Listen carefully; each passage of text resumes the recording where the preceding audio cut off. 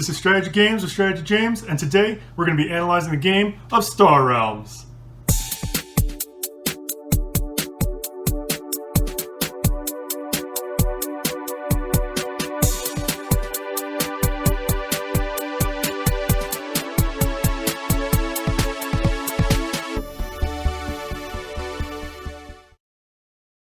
Star Realms is a sci-fi deck builder produced by White Wizard Games in 2013 and designed by Darwin Castle. It is a light two-player game that takes about 20 minutes to play. In Star Realms, you and your opponent are at war for galactic conquest. During the game, you'll be building up your armada of ships and aim to take your opponent from 50 authority to 0. Now let's get to the table to show you how to set up and play Star Realms. Each player starts the game with 50 authority. The game comes with cards to keep track of your authority. However, I find these cards to be annoying to deal with and suggest getting either dice or using an app to keep track of your authority. Next, you need to base your basic deck, which is comprised of 2 Vipers, which produce 1 damage or combat each, and 8 Scouts, which produce 1 trade each. Trade will be used to buy more powerful cards to develop your basic deck. Now, take all the cards, except the Explorers, shuffle them together to make your main deck. Put the Explorers to the left of your main deck and reveal the top 5 cards to make the trade row. Lastly, draw the top 5 cards of your basic deck, and you're ready to begin the game. Before I go through how to play, there are 2 different types of cards in Star Realms. You have ships, and you have bases. Ships are discarded at the end of your turn, whereas bases stay in play until they are destroyed. To destroy a base, you must deal damage equal to the amount in the shield area. There are 2 types of bases. Normal bases, which are represented by a silver shield, and outposts, which are represented by a black shield and the word outpost. An outpost must be destroyed before damage can be dealt to your opponent. A normal base does not block damage in this way. It is worth noting that damage does not carry over from turn to turn, so if you can only do partial damage to a base, it is ignored in the following turn. The game is played 3 phases: the main phase, the discard phase, and the draw phase. During the main phase, you can do the following actions in any order. You can play cards from your hand. You can engage in combat. To engage in combat, you must have combat cards in play. Damage can be allocated to your opponent's authority or to their bases. Next, you can buy cards from the trade row. To buy cards, you will need an amount of trade equal to the amount indicated at the top right of the card you want to purchase. Once you buy a card, it is immediately replaced by the top card of the main deck. The bought card is then placed into your discard pile. This process continues until you either have no more trade to spend or you don't want to buy anything. The Explorers can be purchased as a generic ship. So let's go through a little bit of an example of how a purchase would go. So here I have 4 trade. I can either buy the Ram, the Trade Bot, the Trade Pod, or the Space Station. Let's say I buy the Trade Bot. The Trade Bot would go into my discard. I would then reveal the top card and replace it. I now have 3 trade left over. Let's say I buy the Ram. The Ram would go into my discard, and it would be replaced. I no longer have any trade left. Lastly, you can use abilities of stronger cards. The abilities come in 2 categories. You have your primary abilities, and you have your ally abilities. The primary abilities usually have no requirements. If they do have a requirement, it'll say so on the card. Whereas the ally abilities are what really makes Star Realms shine. To activate an ally ability, you must play at least 2 of the factions specified on the same turn. Each ally ability can only be activated once per turn. So let's go through a little bit of an example using the Trade Pod and the Blob Fighter. If I play a Trade Pod by itself, it only gives me the 3 trade. I do not get the extra 2 damage because I did not play another Blob card. If, however, I play the Blob card as well, now I will get the 2 extra damage. I will also get to trigger the Blob Fighter's ally ability, which will allow me to draw another card. After the main phases, all ships are discarded, as well as any other cards in your hand. Then you draw back up to 5 cards. If your deck is empty and you cannot draw any more cards, you simply reshuffle your discard pile and make that your new draw deck. Now that you know how to play Star Realms, we can start talking about some basic strategies for the game. Firstly, we need to look at the factions in a little bit of detail. There are 4 factions in Star Realms: Blobs, or the green faction; Trade Federation, or the blue faction; Star Empire, or the yellow faction; and Machine Cult, or the red faction. I will go through each faction separately, as if you would be building your entire deck from a single faction. Here I will go through the advantages, disadvantages, and what makes each faction unique. I'm going to analyze each faction using 4 criteria: offense, or the faction's capability to deal authority damage; defense, or the faction's capability to prevent or heal authority damage; card advantage, or the faction's capability to draw cards; and lastly, trade, or the faction's capability to buy more powerful cards. Let's start with the Blob faction. The Blob faction is unique for the amount of damage it does. It does not, however, have any unique dominant abilities of the faction. But as you can see, all cards have the possibility of dealing some amount of damage. This faction also has the highest damage per trade value as any other faction. For example, let's look at this Blob fighter. As you can see, it's only 1 trade value, and it does 3 damage. This is the highest amount of damage value that you can get out of any other faction. They also excel at card advantage, with many really great cards that can draw cards, making this faction very aggressive. However, they severely lack in defense. They have no way to heal, and they only have normal bases, meaning they cannot prevent damage. They also lack trade, having only 1 card with a primary trade ability, albeit of very good value. The other cards with trade abilities require you to scrap the cards, and even then you're only going to get their trade value back. So in summary, the Blob faction is very good offense, very good draw, but lacks in defense and trade. Now let's move to the Trade Federation. The Trade Federation faction has a unique ability to heal authority, as shown by the authority symbol on the cards. The Trade Federation are the opposite of the Blobs, in that they are focused on defense and trade. They have many healing abilities, as well as outposts, which allow them to stay alive. They also have the best trade out of all of the factions. The only weakness is their damage, and even then they have some very powerful damage cards, just not that many. Lastly, they're about average for the amount of card advantage they have through drawing, although you can make some very powerful draw engines if you focus on it. Overall, the Trade Federation is the best balanced faction of them all, with no critical flaws. In summary, the Trade Federation are very good at trade and at defense. They lack damage, and they're average in drawing. Okay, moving on to the Star Empire. Star Empire have the unique ability to force opponents to discard cards. If this wasn't enough card advantage, they also have a multitude of cards that allow them to draw cards. This faction is just oozing with card advantage. Because of this, though, they have average damage and defense.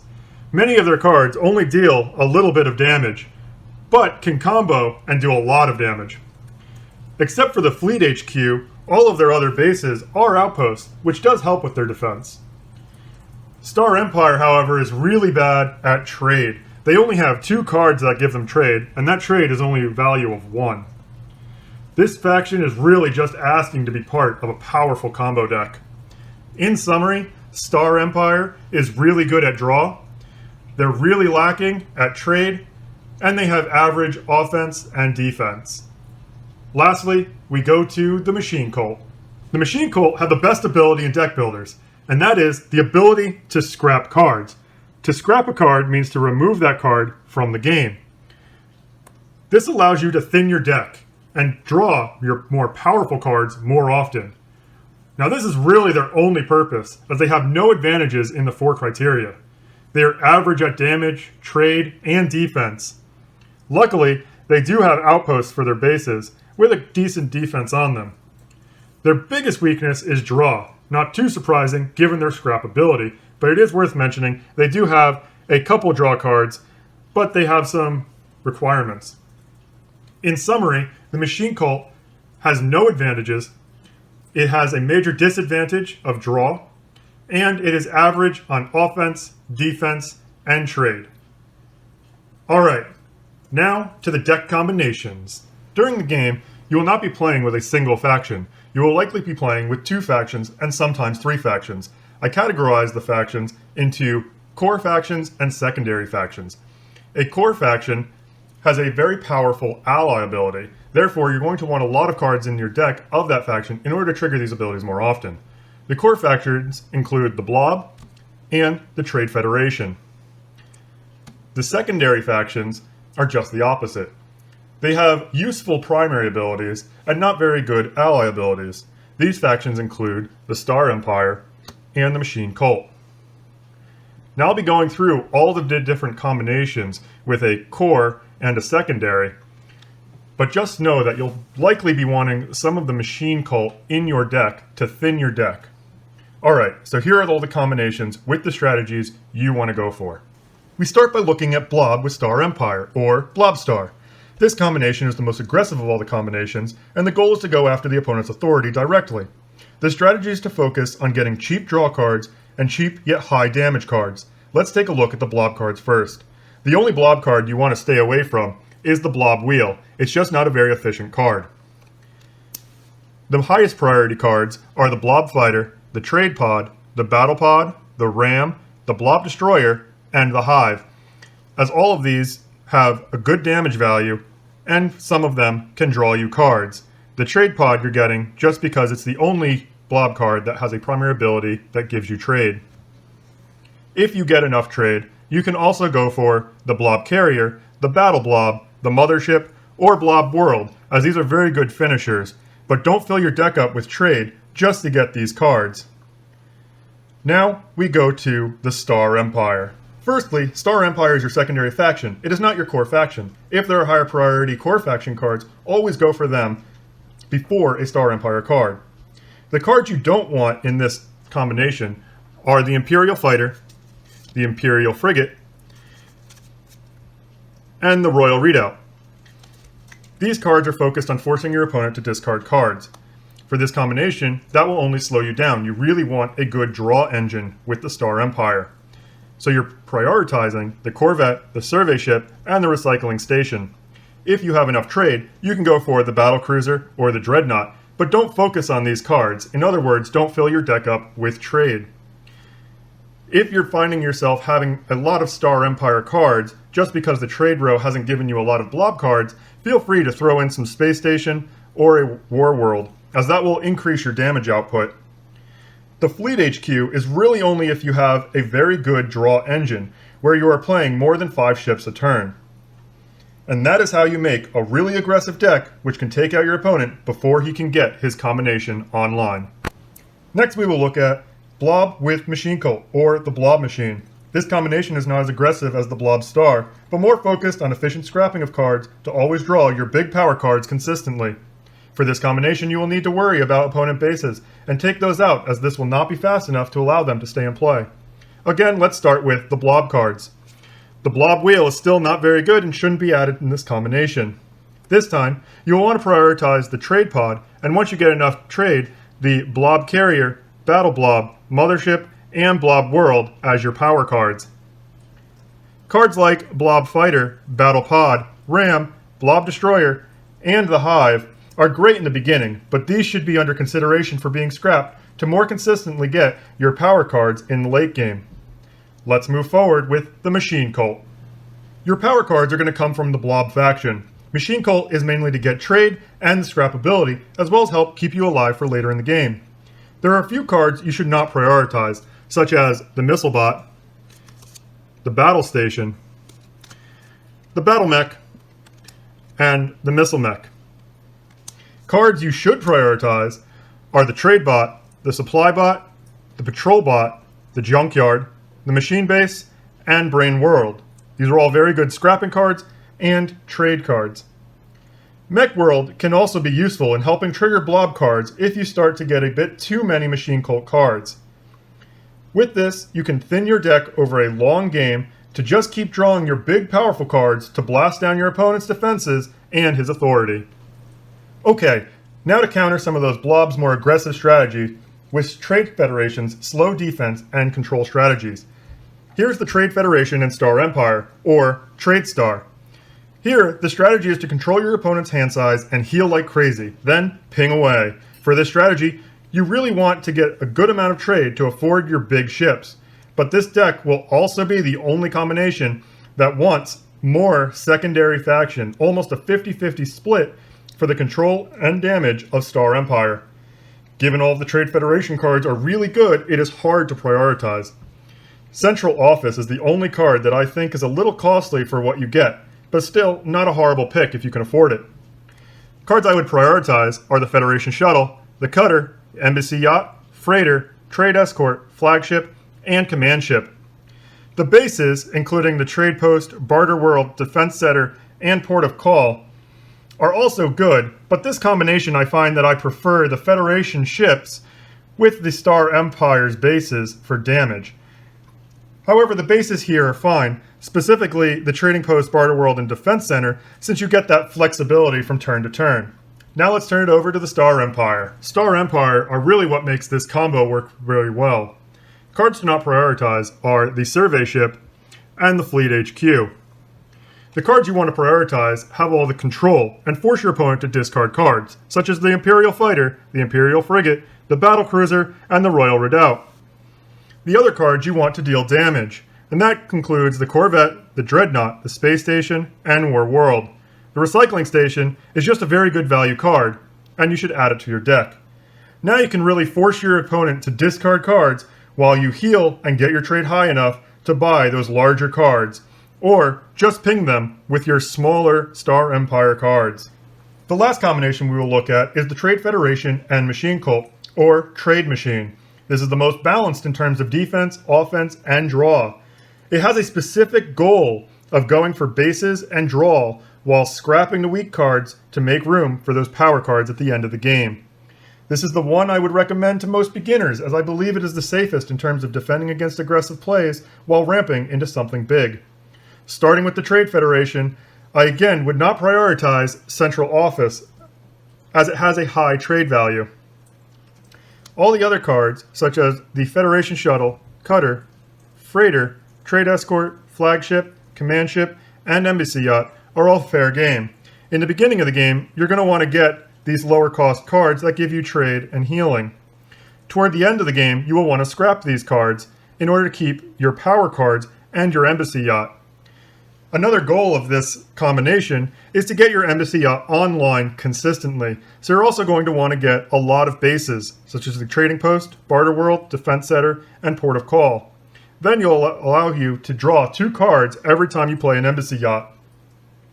You can actually get down to where most of your deck is bases, power cards, and the Embassy Yacht, so that you can draw almost your entire deck every turn. Now let's take a look at the Machine Cult cards. You want to keep the Machine Cult pretty lean, with a focus on bases, scrapping, and damage.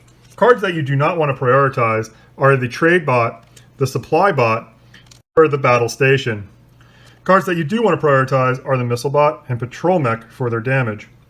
Out of any card in the Trade Federation or Machine Cult, you want to prioritize the Machine Cult bases because they are critical to your strategy, and there's only one of each, such as the Junkyard, Machine Base, and Brain World, and sometimes the Mech World. The Battle Mech and Missile Mech can be used if you need that extra damage to punch through. With this defensive and draw-intensive strategy, you will be able to sit pretty behind your wall of defense while scrapping your weak cards to make room for a drawing and power card frenzy. Now that you know some strategies for how to build your deck, I just want to go through a little bit of strategies for the different times in the game. There are 3 segments to a strategy game: the opening, or the first 3 to 5 turns, the mid-game, and the end game, or the last 3 to 5 turns. During the opening, you want to focus on getting cheap cards which give you trade, such as Federation Shuttle, Trade Pod, and Supply Bot. You also want to look for your combination. Do you want to go with the Blob Star, the Blob Machine, Trade Star, or Trade Machine? This will all depend on what's available to you in the trade, though, during the opening. During the mid-game, you want to start to find the power cards for your combo. You also want to scrap Vipers and then your Scouts. Lastly, you want to deny your opponent his power cards for his combos.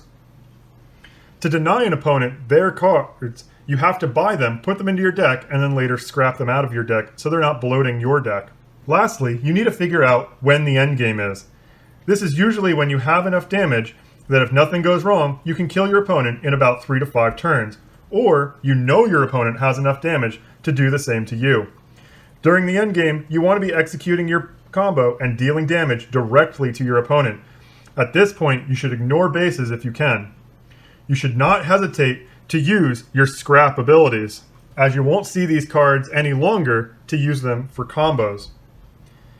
Lastly, I want to talk about a bad trade row. If you are faced with a really bad trade row, you should consider the following. If it is the opening or the beginning of the mid-game, it may be worth buying an Explorer. Do not keep the Explorers in your deck, however, so scrap them as soon as you play them, because they will bloat your deck. Next, you'll want to look for good cards in the trade row with the scrap abilities, specifically ones that might deny your opponent. Lastly, if there is just really no good cards and it is late in the game, do not buy anything. It is better to keep your deck lean and not to bloat it so that you can get your combo working. Thank you for watching this episode of Strategy Games with Strategy James, where we analyze the game of Star Realms. If you like this video and want to learn more basic strategies to games, please push that like button. I hope you now have the tools you need to get that little bit of competitive edge.